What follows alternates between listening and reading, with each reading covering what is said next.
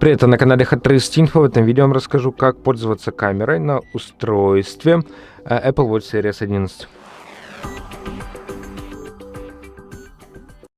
Для этого нажмете на эту кнопочку, прокрутите вниз до пункта камера. Пункт камеры. Также можем тут настроить таймер, передняя, задняя камера, вспышка, лайв фото можем включить HDR качество. И нажмемте на эту кнопку, на этот затвор, и у нас будет сделана фотография.